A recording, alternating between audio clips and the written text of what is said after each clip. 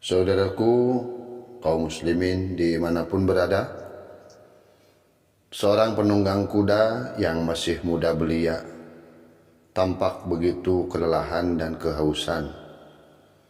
Maka ketika tiba di suatu lembah yang bening airnya, dengan tanaman rindang di sekelilingnya, penunggang kuda itu menghentikan kudanya dan turun di tempat tersebut.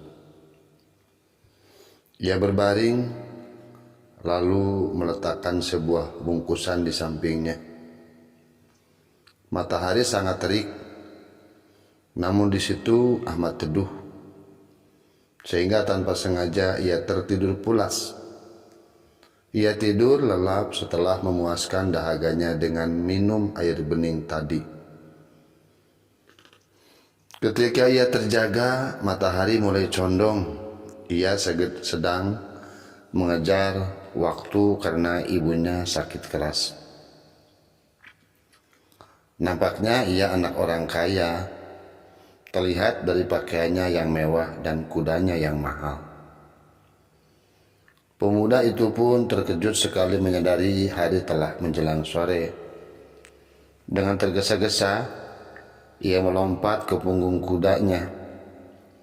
Bungkusan tadi ditinggal sebab ia hanya berpikir untuk segera tiba di rumahnya, yakni untuk menunggui ibu yang sedang sakit.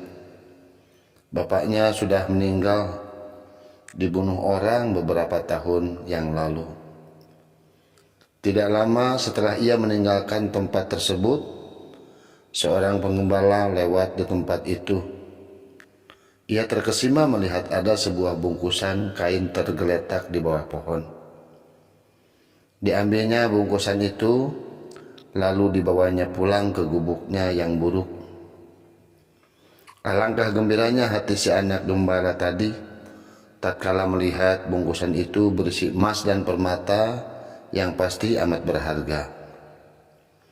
Ia adalah yatim piatu dan masih kecil, sehingga penemuan itu dianggapnya merupakan hadiah baginya. Ketika tempat tadi sudah sepi, seorang kakek yang bungkuk berjalan terseok-seok melalui lembah tadi. Karena capek, ia pun duduk beristirahat di bawah pohon yang rindang, tempat si anak muda tadi beristirahat. Belum sempat ia melepas lelah, anak muda penunggang kuda yang tertidur tadi datang kembali hendak mengambil bungkusannya yang tertinggal. Ia memacu kudanya seperti kesetanan agar belum ada orang yang menemukan miliknya tadi. Ketika ia sampai, alangkah terkejutnya pemuda tersebut melihat bahwa di bawah pohon tempatnya beristirahat kini terdapat seorang kakek. Dan ia lebih terperanjat ketika dilihatnya bungkusan kain itu sudah lenyap dari tempat semula. Maka pemuda itu dengan suara keras bertanya kepada si kakek, "Mana bungkusan yang tadi di sini?" "Saya tidak tahu," jawab si kakek dengan gemetar. "Jangan bohong," bentak si pemuda. "Sungguh, waktu saya tiba di sini tidak ada apapun kecuali kotoran kambing." "Kurang ajar, kamu sudah tua bukan? Mau mempermainkan saya? Pasti engkau yang mengambil bungkusanku dan menyembunyikannya di suatu tempat. Ayo kembalikan." "Sumpah Tuan, saya tidak tahu," sahut kakek tersebut makin ketakutan. "Bohong, ayo serahkan kembali, bila tidak tahu rasa nanti."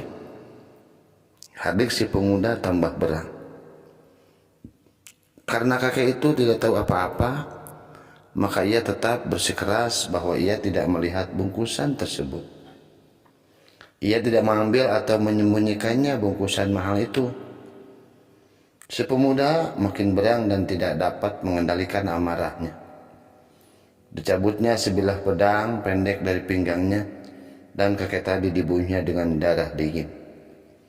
Lantas sesudah dicarinya ke sana kemari, tidak ditemukannya juga. Ia pun melompat ke atas kudanya dan memacunya menuju ke kampung halamannya. Hatinya jengkel, marah dan kecewa.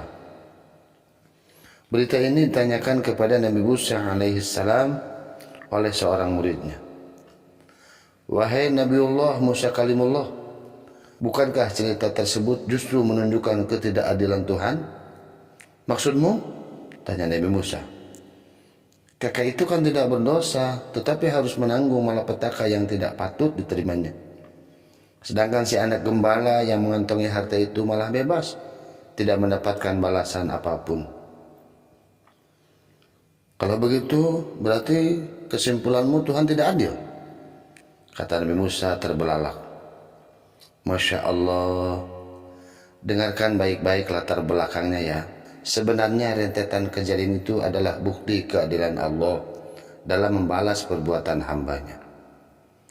Kemudian Nabi Musa pun berkisah, ketahuilah muridku, dahulu ada seorang petani hartawan, dirampok semua perhiasan dan harta benda miliknya oleh dua orang penjahat yang kejam. Setelah mereka berhasil dalam membagi harta rampokan itu, terjadilah kecurangan. Salah seorang penjahat tadi yang sangat tamak, sehingga harta rampasan tersebut dikuasainya sendiri. Maka penjahat yang kedua pun jadi marah dan dendam, sehingga pada suatu hari penjahat yang serakah itu dibunuh kawannya. Dia adalah kakek bungkuk yang dibantai oleh pemuda penunggang kuda tadi. Dan siapa pula penjahat pertama yang dibunuh? Dia adalah ayah dari pemuda yang membunuh si kakek.